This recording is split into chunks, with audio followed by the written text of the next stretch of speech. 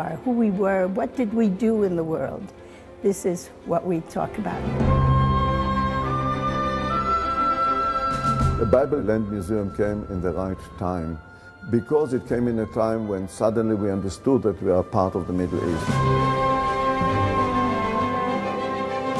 There is nothing like this in the state of Israel. You don't see it anywhere else. There's no one place in the world that incorporates all of these topics into one institution. As far as I'm concerned, this is unique. המסר מחלחל, המסר קורא לך מהקירות.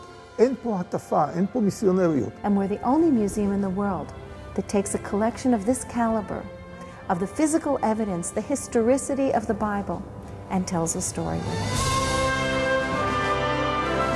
Yes, this story could have begun 6,000 years ago when these exhibits were created. My husband was a very practical man. But it is possible to begin it a little later on, at that meeting between two people who were born to move mountains. These two crazy people had an incredible idea, and they turned the world upside down to make it happen. Batya and Dr. Eli Borowski bonded it with each other. So was their vision. And he started saying that this was the most important collection for the history of the Jewish people. And my mother looked at him and said, then what are you going to do with it? And he said, what do you mean, what am I going to do with it? I'm going to build a museum. I'm going to build a museum in Toronto, and I'm going to build it. And she looks at me and she says, if it's what you say it is, it belongs in Jerusalem and no place else.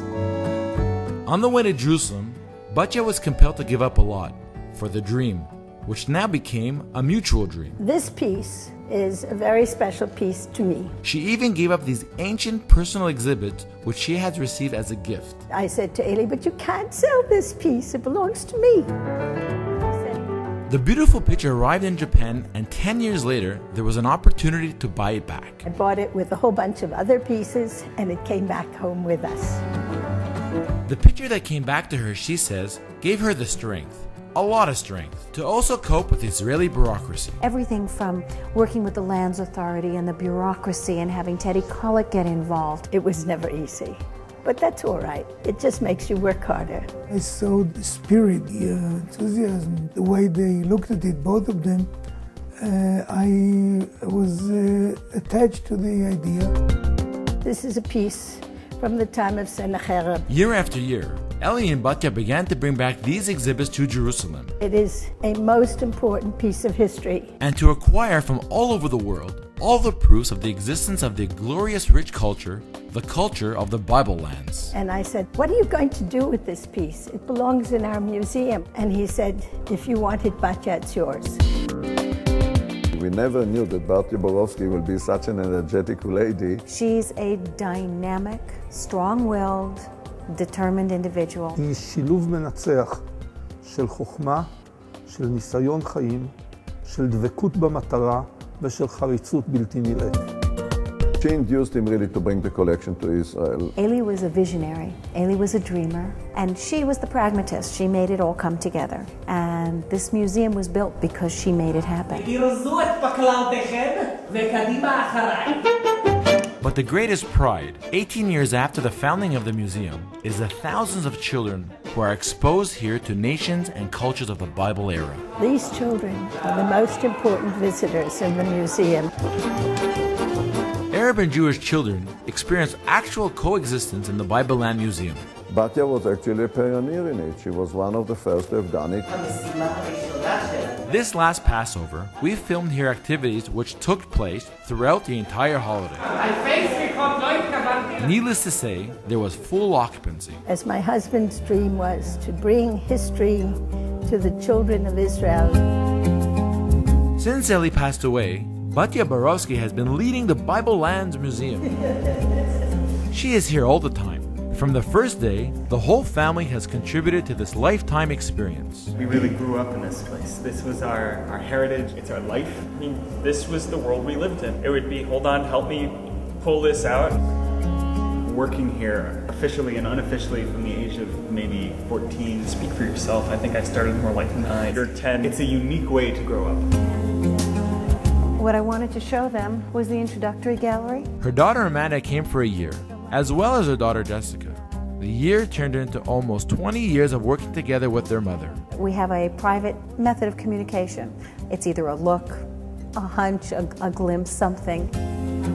Whenever you come, you see the family. Everybody who is here is personally involved. The ladder seven seal is over here. Other people need an entire conversation. We don't need that. We understand each other and we work beautifully together.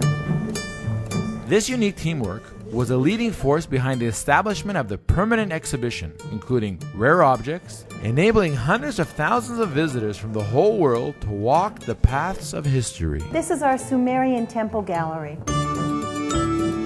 The exhibits, the maps, and the illustrations enable the visitors to follow the structure of ancient societies, Weights and measures in the ancient world. to be excited by their day-to-day lives. Beautiful golden lapis lazuli. This one over here, it's an eyeliner. To understand the religious cults which they valued. In order to be in the temple all the time, they figured out a very good way to do it, and they made likenesses of themselves, statues, And to enjoy the art they created. and even ancient cylinder seals.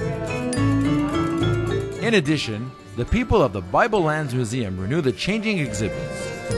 We filmed the intricate preparations for the exhibit presenting worship of spirit and demons in the era of the Bible. We were not born in the shtetl, and we didn't exist after the Holocaust. We have a history that we have to be proud of for over 2,000 years. The name Bible Lands Museum says it all. I mean, we are here with the Bible. Batya Borovsky is 80 years old, but nobody yet has revealed this fact to her. So she continues every day with the vigorous energy to fulfill the dreams of her beloved. It is my love story, yes. It is also my love story with my museum and the collection and what we have built here in Jerusalem.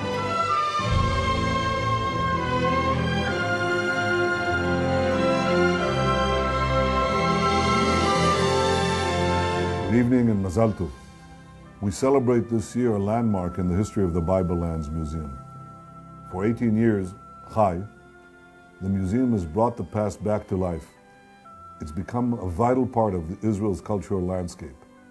Now, I can think of few things that are more important than reminding people, both inside and outside Israel, of the Jewish people's connection to this land. If you want to understand the extent and depth of this connection, read the Bible. If you want to understand the Bible even more, come to the Bible Lands Museum. Let me also on this occasion wish a hearty Mazal Tov to Batya Borovsky, who is celebrating her 80th birthday tonight. Batya has been the heart and soul of the Bible Lands Museum. Without her, and without her late husband Eli, who along with his remarkable collection was also an internationally renowned scholar, the museum would have never been created. This is why the entire state of Israel owes you, Batya, a deep gratitude. And that is why we're so grateful for your continued commitment to this indispensable museum.